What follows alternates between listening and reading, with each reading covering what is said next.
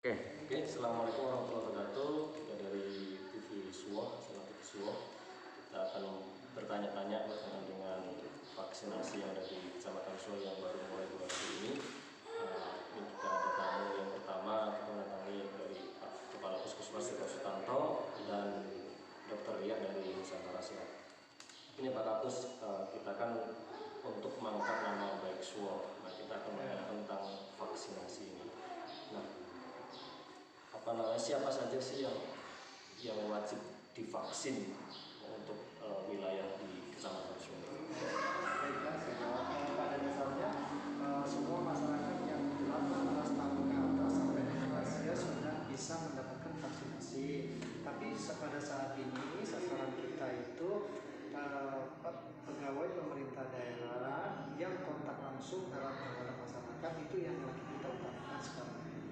Untuk tahap selanjutnya nanti menunggu jadwal. Untuk selanjutnya nih, kita kan belum paham nih vaksin itu. Yang kita tahu ini kan vaksin anak-anak gitu kan. Kenapa kok ini kok vaksin kok pemerintah pusat memberitakan bahwasanya mewajibkan masyarakatnya untuk vaksin. Jadi maksud dengan vaksinasi COVID-19 ini apa sih, Dok?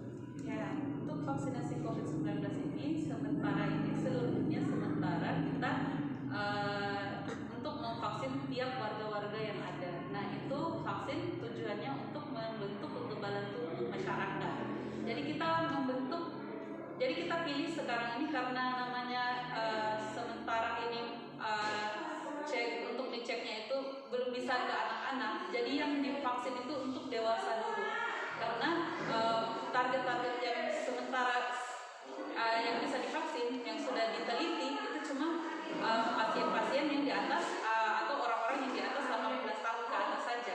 Jadi makanya semua 18 tahun termasuk lansia itu diwajibkan untuk mendapatkan vaksin untuk membentuk imunitas. Jadi kalau semuanya sudah mempunyai imunitas, kita nanti akan herd immunity atau namanya juga kelompok-kelompok yang sudah punya imunitas. Jadi secara tidak langsung kita juga melindungi si anak atau orang-orang yang sakit itu untuk tidak mendapatkan COVID karena semuanya sudah mempunyai kekebalan tubuh masing-masing. Jadi kita tidak memberikan lagi istilahnya kita nggak bisa gampang sakit, kita tidak memberikan sakit menular ke orang. Jadi kalau semuanya sudah divaksin, insya Allah yang tidak divaksin juga tidak gampang kena karena tidak menyebar. Jadi kita untuk membentuk komunitas orang-orang yang sudah mempunyai kekebalan tubuh itu sendiri. Makanya penting untuk kita memberikan vaksin COVID itu sendiri. Terutama di Kecamatan Suwo yang masih notabene-nya kita zona hijau. Jadi kita harus membentuk komunitas yang sudah kebal dengan COVID-19. Jadi selamanya insya Allah itu tetap zona hijau aja, jangan naik. Jadi kita ini sementara mencegah. Kalau yang lain, tempat lain kayak di Jakarta misalnya, mereka itu istilahnya mengobati. Kalau kita sekarang di Suwo kita itu mencegah penyakit COVID-19 tersebut.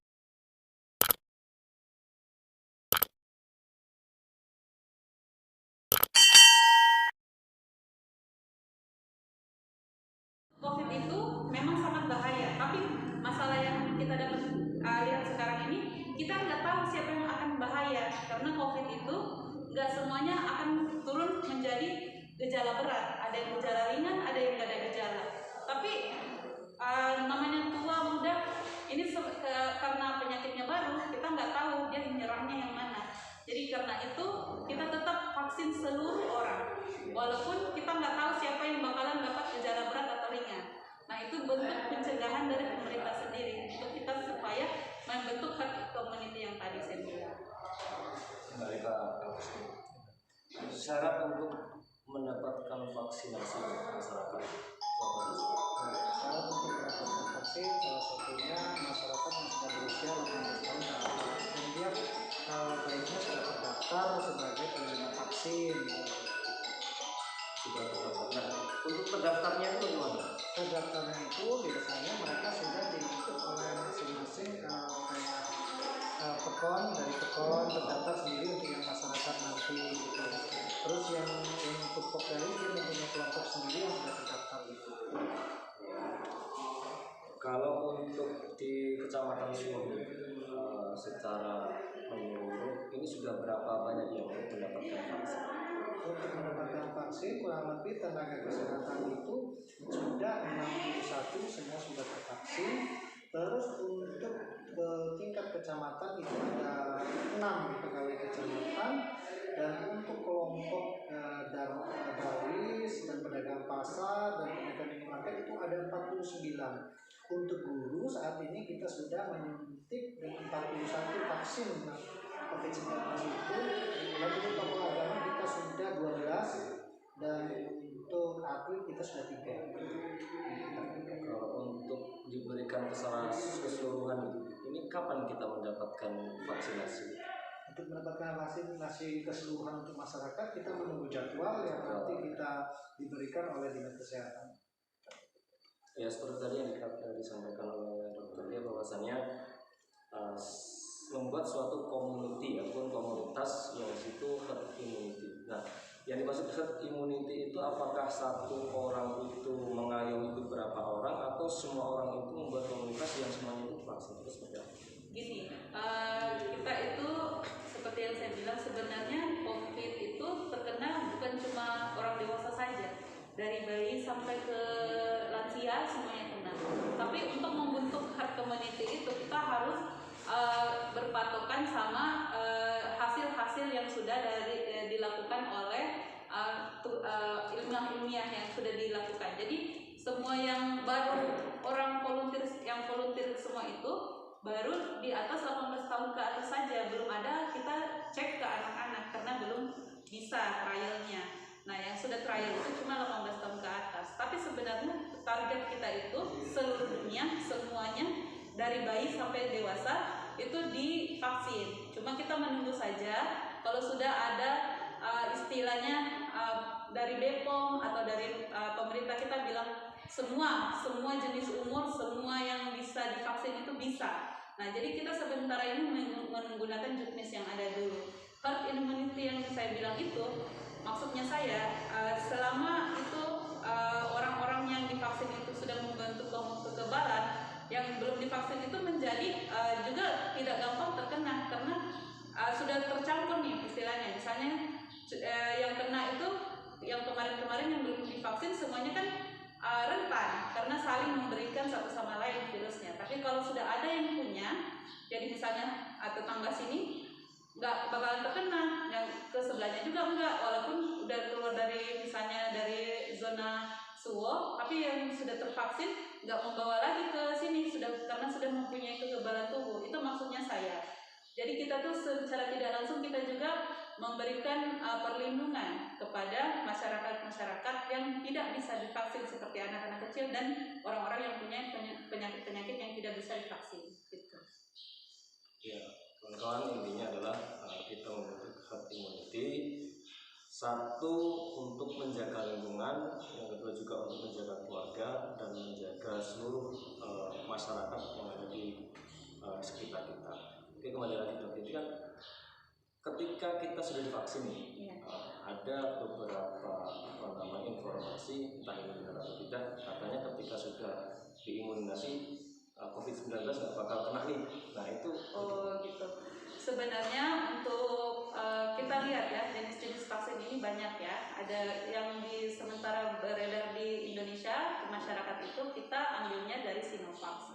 Itu kekebalan tubuhnya akan terbentuk sekitar 60% ke atas. Nah, walaupun dia masih 60% ke atas, Sinovac ini di antara semua vaksin dia yang paling aman, tidak menimbulkan gejala samping, efek samping seperti Pfizer dan lain-lain. Jadi makanya itu pemerintah menggunakan vaksin dari Sinovac ini. Tapi jangan khawatir, setelah ini juga kita sudah menjadwalkan untuk menggunakan jenis-jenis vaksin yang lain.